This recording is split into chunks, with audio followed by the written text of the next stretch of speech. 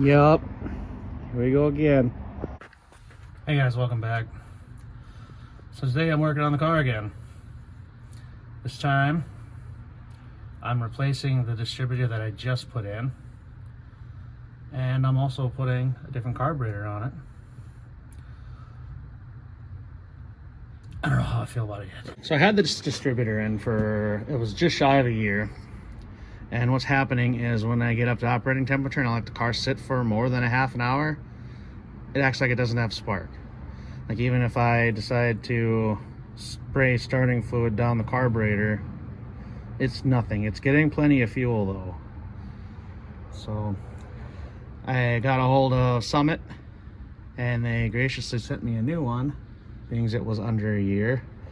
They're telling me it could be the module, and it sounds correct because as soon as those get heat soaked, you lose all spark.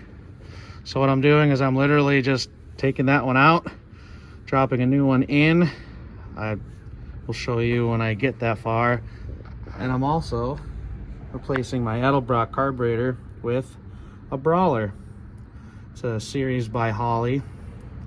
Should be interesting. I've never messed with those before. So I'm hoping that one is just as reliable out of the box as this Edelbrock that I had was. Literally just make a couple adjustments with a flathead screwdriver and then you're off to the races. Well, not literally. This ain't no race car. This is just a Sunday goer. Or just a cruiser. I don't know. So I'm going to start taking some of this stuff out of here. Or at least what's in my way. On top of putting a new distributor in, I am also replacing my spark plug wires, because the new ones that I bought a year ago, well, I was an idiot and I didn't put the heat sleeves on like I should have, and there's a few of them that are burnt through. So due to my stupidity, I got to replace the wires as well, which no big deal. I decided to downsize to an 8mm because of these, I don't know, cheap Chinese knockoff. They're called a JD Speed, I believe, or 10.5, and I don't need anything that big. This is no high horsepower machine. Oh, that's right, I gotta run that spacer on the carb too. Maybe I'd be okay if I didn't have to on the Holley. Anyways.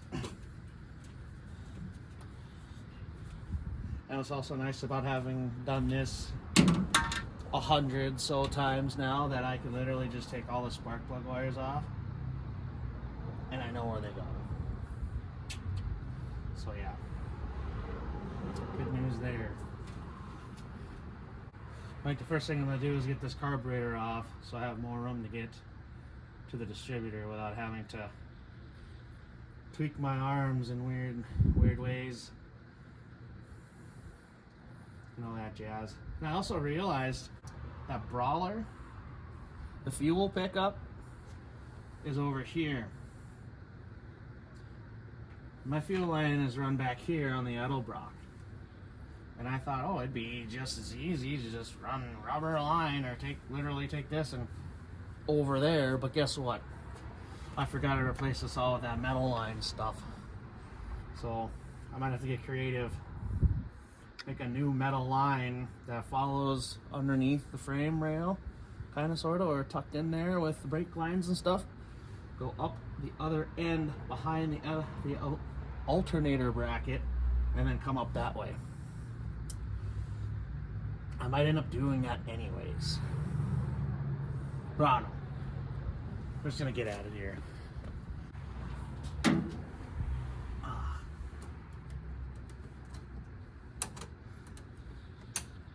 Ooh, stomach is grumbly. Do I have any snacks? Maybe. I don't know. I share the alley with the damn Chinese restaurant, so I always smell that going on.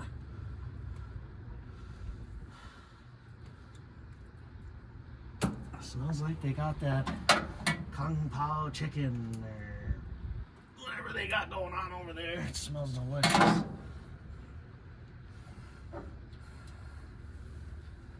Maybe I'll just stick with some snacks of the cold variety. extra barley as I drop all my washers into the abyss. I'll never see that one again.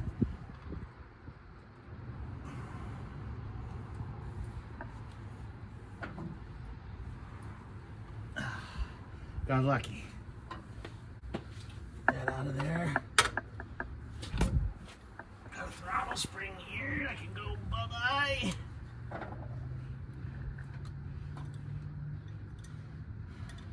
Don't want to lose that. Here, keep an eye on this, will you? Gotta put it down. We don't need to lose that.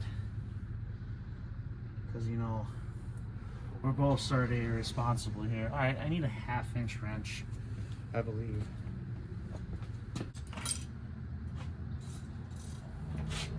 Maybe.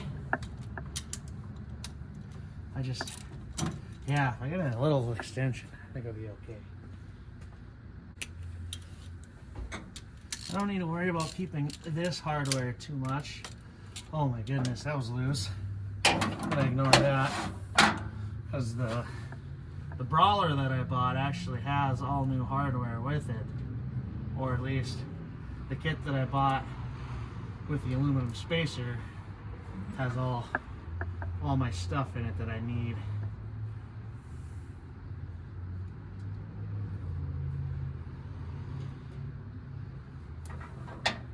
I hope I don't need any of these guys here because they're pretty wasted.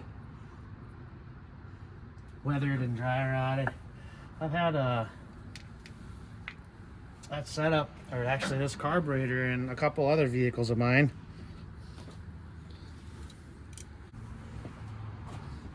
These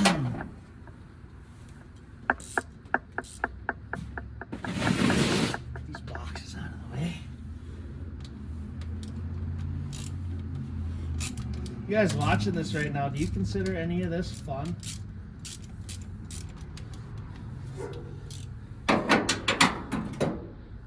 Like any of it at all? Right now, I really don't. Because this car was reliable for a good portion of the year. Actually drove it through the winter. It is now, today is actually the first day of spring 2024. And I drove this all winter long because my daily driver behind us, I still have yet to put that back together. Now you're probably wondering what happened to the videos of that. I pulled them. However, I still have them because I'm going to make a supercut. Probably going to be a couple hours long. Make a supercut of that one with all the videos that I took and everything.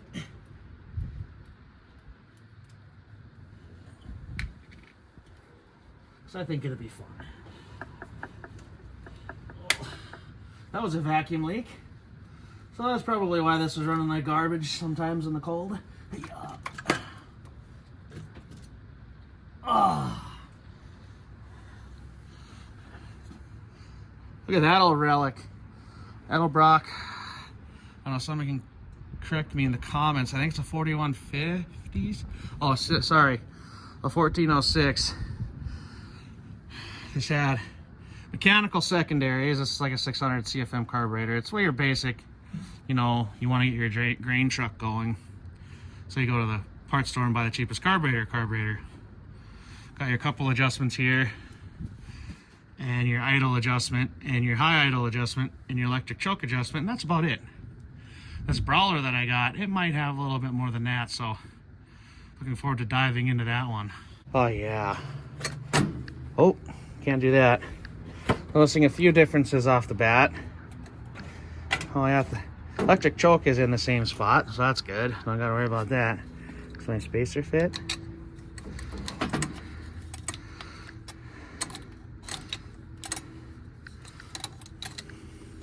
Huh. That does not fit, so I am kind of worried about that.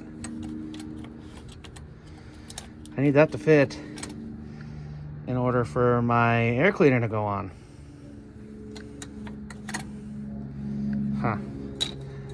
Unless I don't need that where we're going. Okay, so what I'm gonna do is, let me get this old relic out of the way.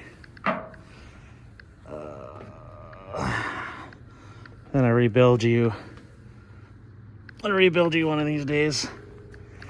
For now, you're just gonna go on the garage floor until I figure it out.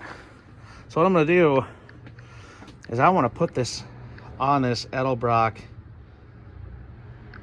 intake manifold. I just kind of want to test fit a few things.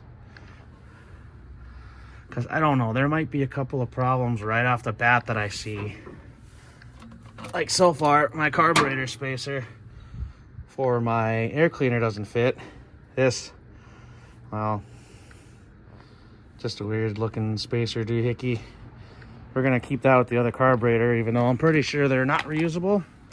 I don't know. So I'm gonna put my spacer on quick and find out if everything clears, because I already see a vacuum port right there that might be in the way. Might have to replace that fitting. And if my air cleaner don't fit, I gotta figure that out, because that might interfere with my linkage if I don't run that spacer. So let's dive in again here.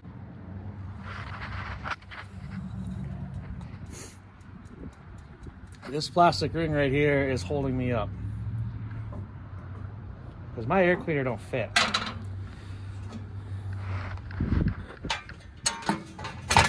I thought it fit because that looks, oh, that looks fine and dandy.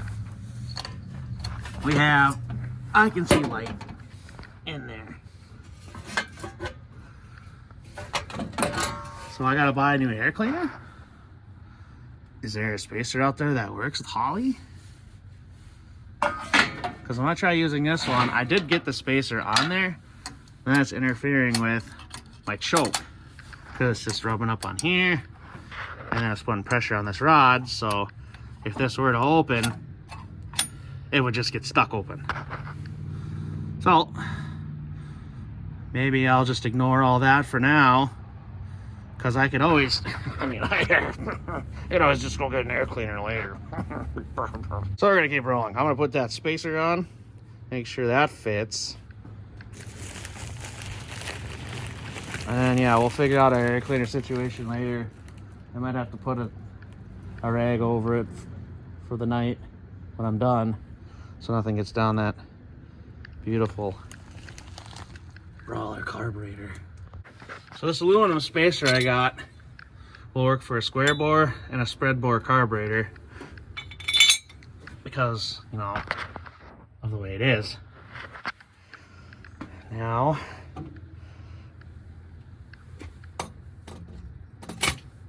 of course, this comes with gaskets and different hardware.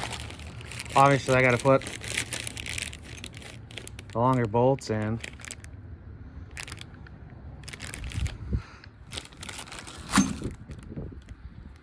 Are you serious? Okay, so this, I don't have enough hardware. So I hope if I turn these studs out enough, I can get what I need.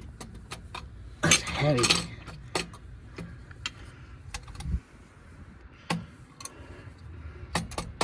What are we jammed on? Be nice. I hope I have enough to work with here. If not, I'm gonna have to go get, of course, go get some more hardware. Wait a minute.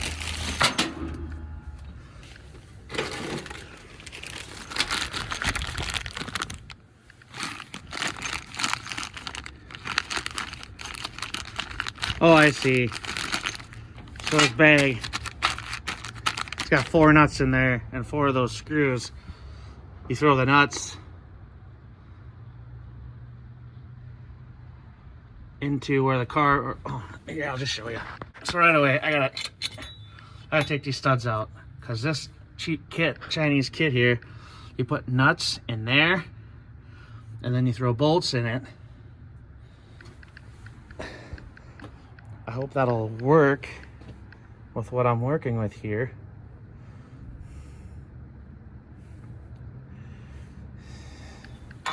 Yeah. Another thing is this distributor.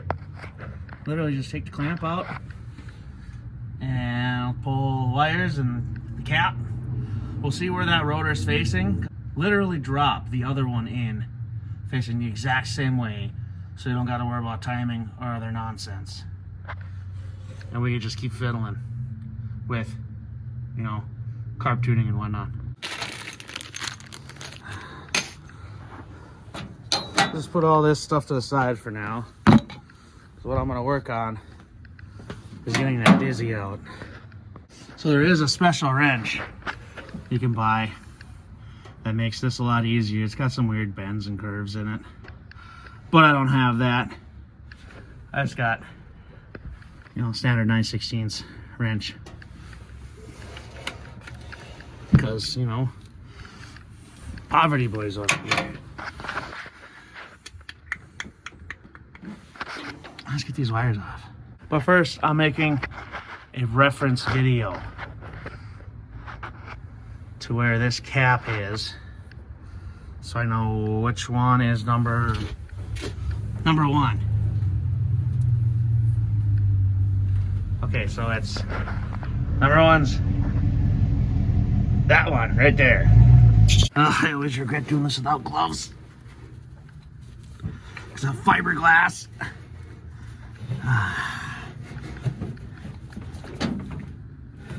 Yeah. The wires are falling apart. Oh, my wrap's coming off. We don't need these where we're going.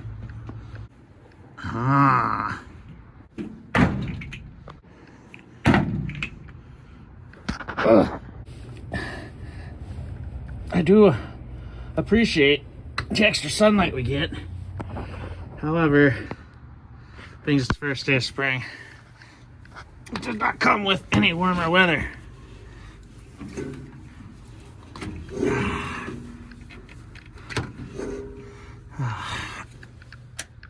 What's nice is, yeah, like I said earlier, I literally could take all of these off and I'll have the firing order correct anyways.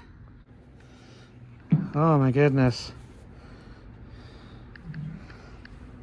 If that wasn't misfiring yet, it would pretty soon. Get out of here. All right, I just gotta unplug those two there. Do the 4 tie downs for the cap. I can pull the cap off. And then I gotta pay attention to where that rotor's facing. So when I drop that other distributor in, it's literally facing the same direction. Or we gotta retime it, which, not a big deal, but the timing is pretty happy where it's at, and I'd like to keep it there. Pretty please. So in the middle of filming this with him, tripod leg decided to give out on me. So I gotta do this like I've been doing it for a little while now, and try to prop it up on things. What the heck? Bigger screwdriver?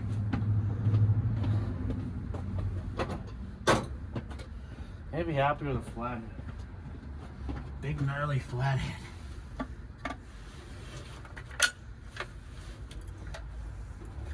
I was right.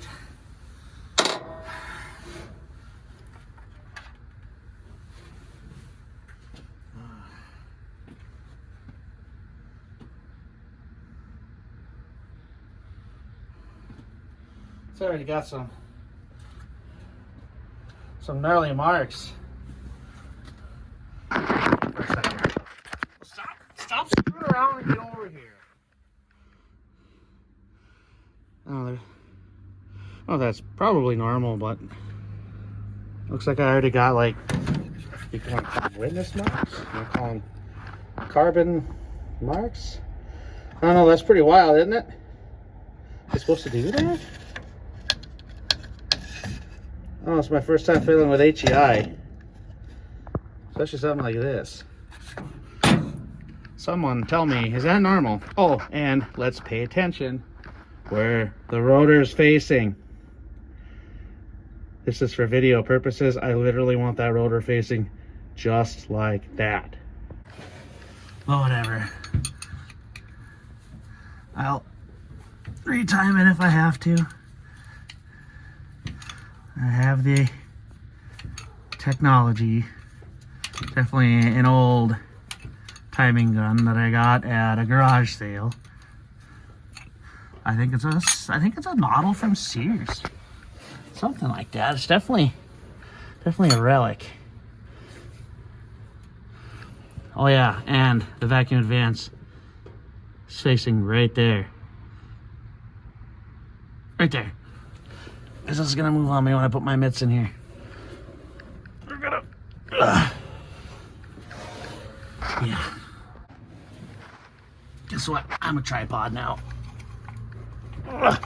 POV of me pulling it out. Oh, come on, you can do it. Oh, come on.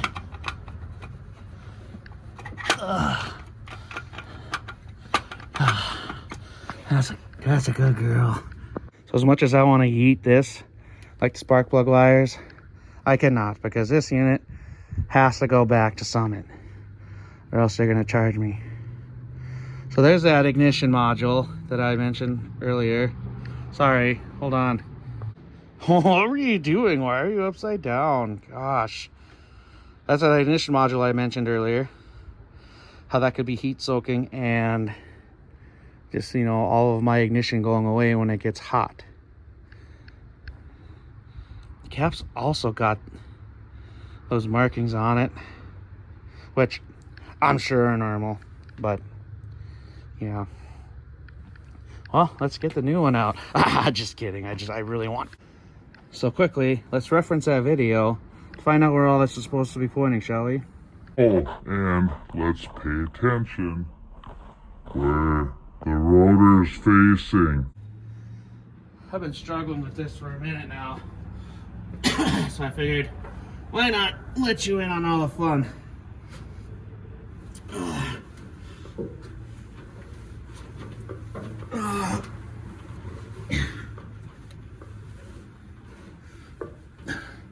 So the whole thing I'm fighting with right now is getting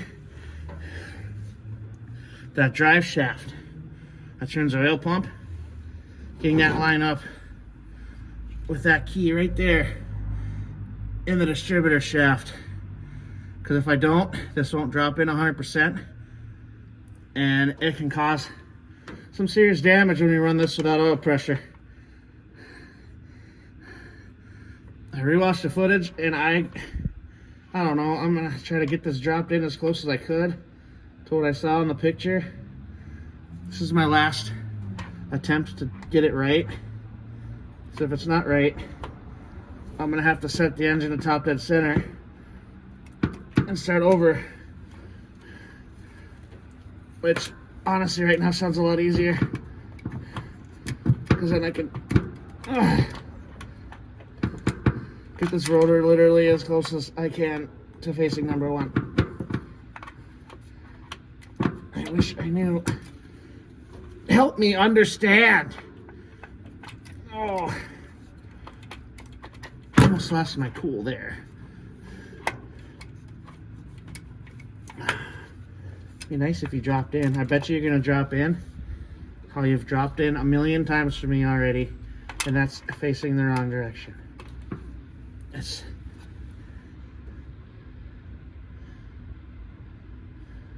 literally facing the wrong direction.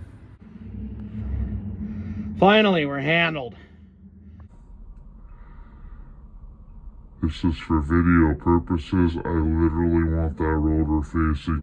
Now I'm going to put the cap on, run my wires, and then I'm just going to bolt the carburetor on, and I might just call it for now. I don't know. By the time I make it to a parts run, it's going to be closed, so I might have to pick this up tomorrow.